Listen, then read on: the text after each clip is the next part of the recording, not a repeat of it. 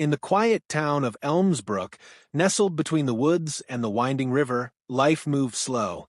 People knew their neighbors, left doors unlocked, and prayed before every meal.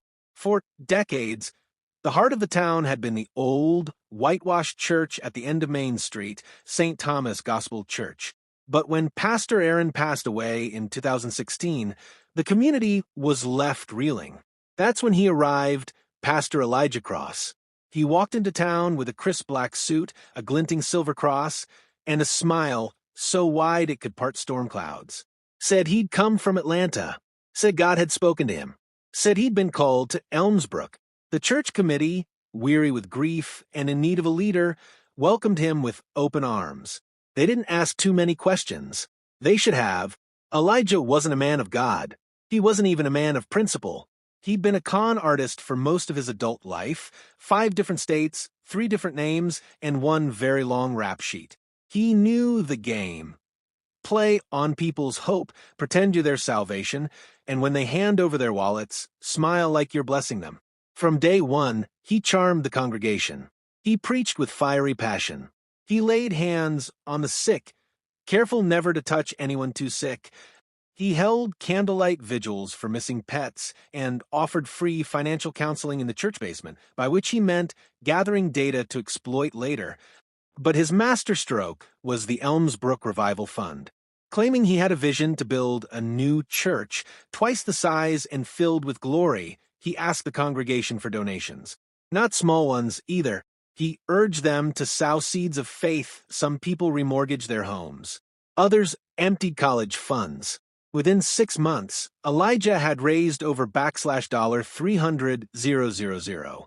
None of it went toward a church. Not everyone was fooled. Lena Morrison, retired schoolteacher and lifelong member of St. Thomas, started noticing inconsistencies. Elijah's stories changed subtly from sermon to sermon.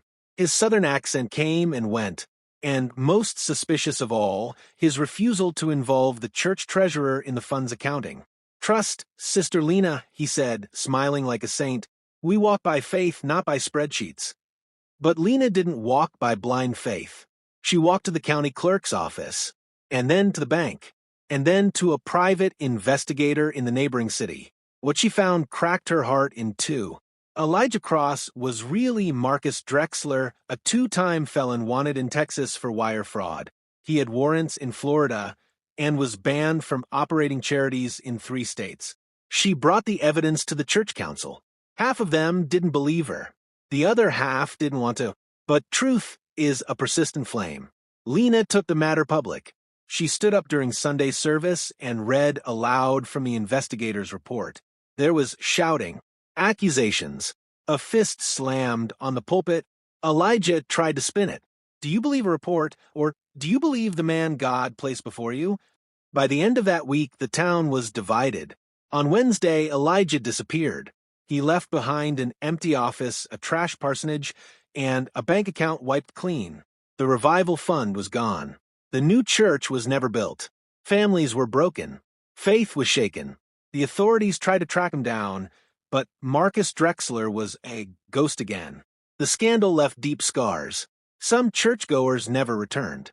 Others turned bitter, ashamed they'd been fooled. Donations stopped. So did trust. But Lena stayed. She helped rebuild the congregation, not with big revivals or flashy sermons, but with potluck dinners, quiet prayer circles, and honest conversation. She led a campaign to formally restructure the church's finances and launched a public registry of all clergy credentials. And she made sure no one forgot the lesson Elijah had taught them. "Faith," she said once, standing in the half-filled pews, "isn't blind obedience. It's light in darkness.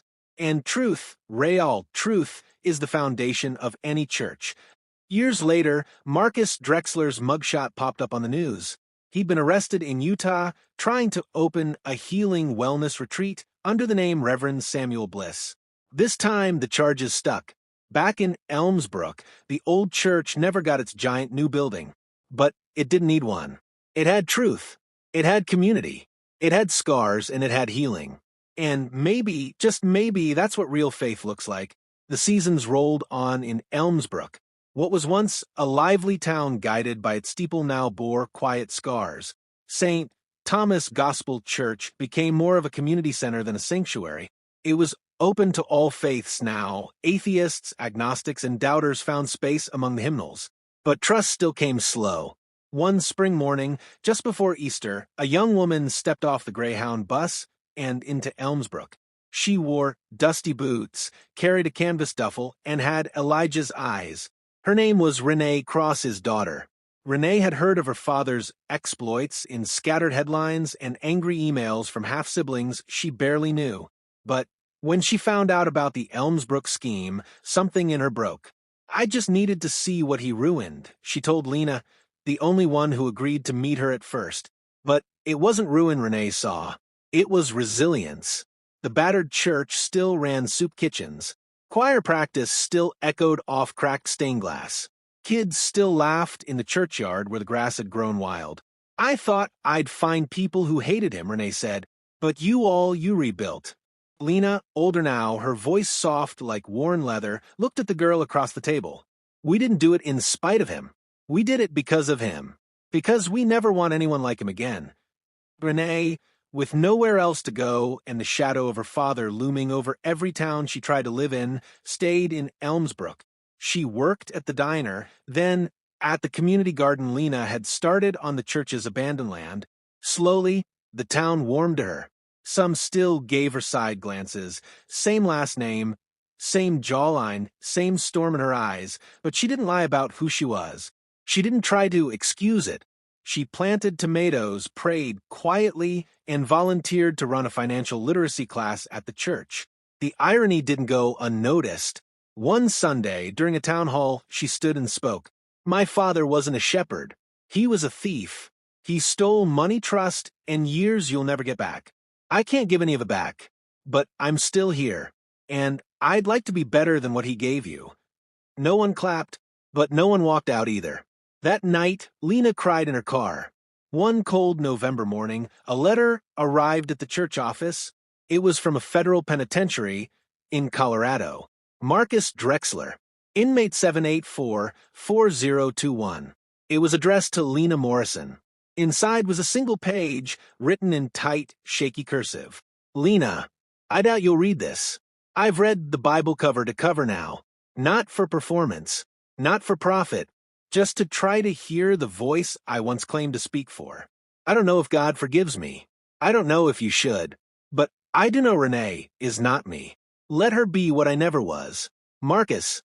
Lena didn't write back, but she did tuck the letter into the back of the church Bible between Proverbs and Ecclesiastes.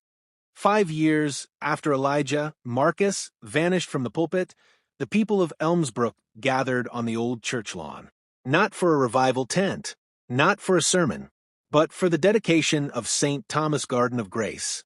Renee cut the ribbon with tears in her eyes. The plaque didn't mention her father. It didn't mention the scandal, but it did mention Lena. For those who plant truth and water it with faith. The church was smaller now, but stronger, because the greatest revival wasn't in crowds or cash, it was in honesty, in healing, in a daughter choosing to rewrite her name, in a town choosing to let her. One quiet evening, long after the dedication of the Garden of Grace, Renee sat alone in the old church sanctuary. The lights were off. Only the flicker of candles, left from a youth prayer circle earlier that day, cast soft gold across the wooden pews. She opened the Bible, the same one that had been on the pulpit when her father preached. The leather was cracked, the pages thin and delicate. As she turned them carefully, something slipped out and floated to the floor. It was the letter, the one from prison, her father's. She stared at it for a long time. She hadn't known Lena had kept it, let alone tucked it there. She thought about burning it. She thought about burying it. Instead, she read it again, slowly this time, not with anger, not with judgment, just as a daughter trying to understand the man who gave her his name, and nearly nothing else. Then she picked up a pen and wrote on the back, "You're right, I'm not you, but I am trying to be someone you never could. And maybe that's how this ends, not with forgiveness, but with truth." She didn't mail it. She folded it once, slid it into the back cover of the Bible, and walked outside into the cool air where the garden slept under the stars. She didn't need an audience. Not anymore.